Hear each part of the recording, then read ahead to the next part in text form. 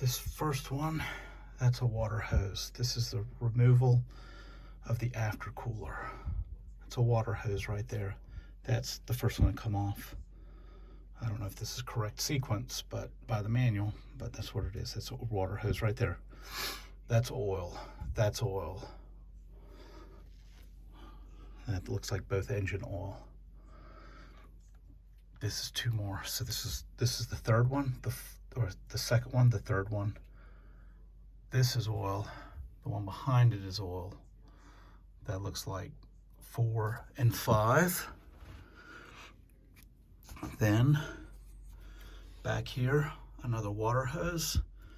That looks like 6 of all hoses that have to come, or water hoses and oil hoses that comes off. Then you got air. So that's 7 and that's 8, air. Now underneath, there's this thing, I don't know what it is, but it goes to the turbo. Looks like air for the turbo. So there's a hose that comes off, so that would be the 9th hose. There's another hose that comes off, that would be the 10th hose. There's something else underneath connecting to the oil, which looks like to be like an oil drain for this, like excess oil. So that would be the 11th hose.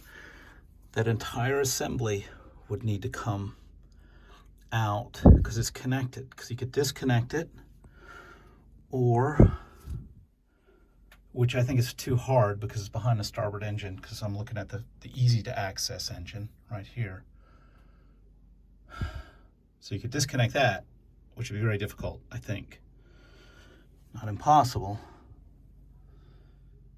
And so it's up to the mechanic to decide what's easier, to take this off with these bands or to remove the entire whole piece. So that would be a disconnect, one way or another. Now, that said, those are all the hoses. On top, so I'm going to try to see this. Can you see where's the bolt? I don't think I have enough light. Okay, that's one bolt that would need to come out. It goes all the way through. It has a nut on the other side. Okay, over here, difficult to see, but you can now see the other bolt right in the middle there. Same thing, needs to come off, goes through the other side, brackets it onto the motor. So it appears that there's somewhere between 8 to 10 hoses that need to come off, depending on whether you remove this lower doohickey. If you leave it, then